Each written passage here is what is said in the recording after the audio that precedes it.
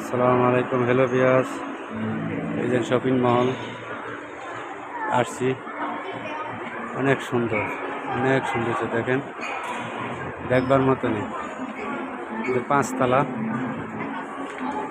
আছে, অনেক সুন্দর। এই যে নিচতলা, এটা এই যে গ্রাউন্ড ফ্লোর।